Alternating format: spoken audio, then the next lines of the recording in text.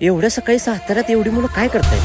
तर तुम्ही माझ्यासारखे बेरोजगार असाल आणि रात्रभर मित्राच्या घरी नाईट आऊट करून झाल्यानंतर सकाळी 7 वाजता उठण्याचे पेशन्स तुमच्यामध्ये असतील तर थेट तुम्ही जा सातारमधल्या यवतेश्वर घाटात. भावा, हा घाट फक्त साधा सुद्धा नाहीये. सकाळी 7 वाजता इथे जेवढ्या गाड्या नव्हतात तेवढे इथे होतात मुलं. कशासाठी? देश सेवेसाठी. आर्मी भरती करणारी मुलं जीव तोडून पळतायत. म्हणजे लिटरली मुलं, विचार केला नसेल एवढी मुलं. फक्त मुलंच नाही बरं का, आपल्या सातारच्या वाघिणी होत्या. सातारच्या मुली पण काही कमी नाहीत. सातारा हा फौजींचा जिल्हा म्हणून ओळखला जातो, पण एक फौजी बनण्यासाठी किती कष्ट करावे लागते आणि किती मेहनत करावी लागते हे जर तुम्हाला बघायचं असेल तर तुम्ही यवतेश्वर घाटात आलंच पाहिजे. ती त्या सरांचा मार खावा लागतो, शक्ती नसतानाही धावत सुटावं लागतं.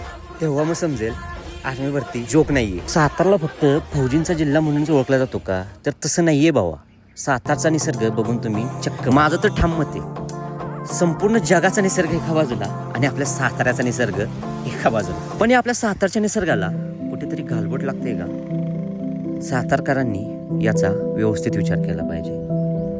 कारण बघत होतो एका बाजूला एवढा सुंदर निसर्ग आणि त्याच्याच खाली सगळीकडे कचराच कचरा झालेला आहे. जर हे दृश्य असंच चालत राहिलं तर निसर्ग सातारसाठी फक्त इतिहास जमा होईल. त्यामुळे सातारकरांनी विचार केला पाहिजे या गोष्टीवरती.